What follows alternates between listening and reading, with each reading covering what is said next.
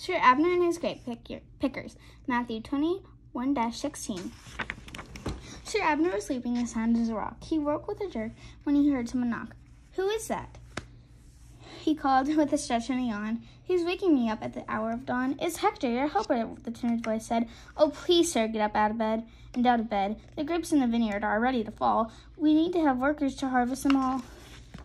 Sir Abner got dressed in a hurry and then went out to find 25 healthy young men. "I'll pay you 1 silver, he said to each one, "to work in my vineyard until the day is done." "That's fine," said the men, as they quickly agreed. 1 silver is very good wages indeed. We'll carry in all that your vineyard can yield," and off they went running to Sir Abner's field. The morning soon passed. It was time to eat lunch, but just as Sir Abner was starting to munch, he heard a knock on the dining room door. "Who is it?" he cried with a great hungry roar. "It's Hector, your helper," the timid voice said. "Oh, please, sir, put down your roast beef and your bread. The vines are so full. There's so much more to do. We need some more workers to add to our crew." So out to the street went Sir Abner again. He looked in the market and found some more men. "I promise," he told them, "to give you good pay to work in my vineyard for the rest of the day." "That's fine," said the men. "We'll do all that we can." And off to the vineyards they willingly ran. By this time, Sir Abner was weary indeed.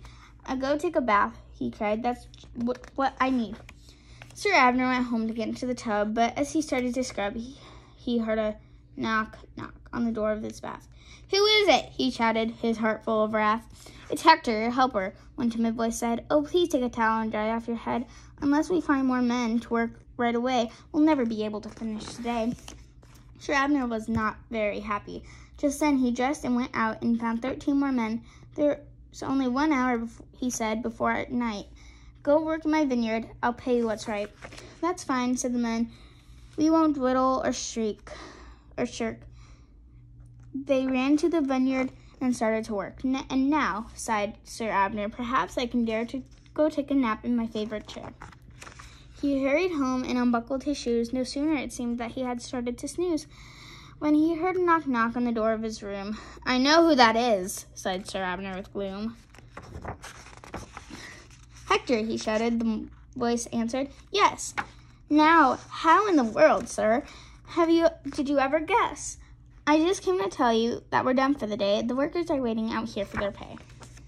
Sir Abner got out his big, strong money box that needed 6 keys to undo all of the locks. "Let's see now," he mumbled. "1 silver for you, and for you there too."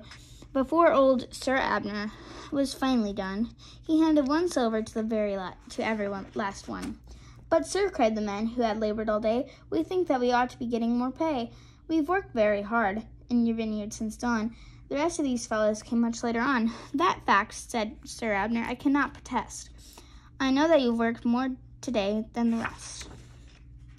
But when you were hired, you quickly agreed 1 silver was very good wages indeed. You have what I promised you, and why should you care what I pay these other men? That's my affair." The men were content, and they went to buy meat and raisins and bread for their children to eat. "Well done, sir," cried Hector. You did what was right. Now, with your permission, I bid you good night." "If Hector's in bed," thought Sir Abner with glee, "there's no one around to come bothering me." He ran to his room with one mighty leap and jumped under the covers and fell fast asleep. The end. Now we have our children's bulletin for the 16th Sunday after Pentecost. So you're going to color this picture and put in your name in nice and neat handwriting if you can spell your name.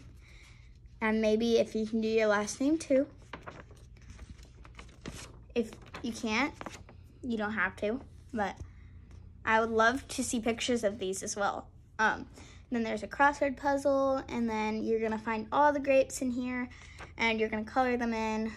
And then if you want to, you can color in the rest of the picture. That's totally up to you.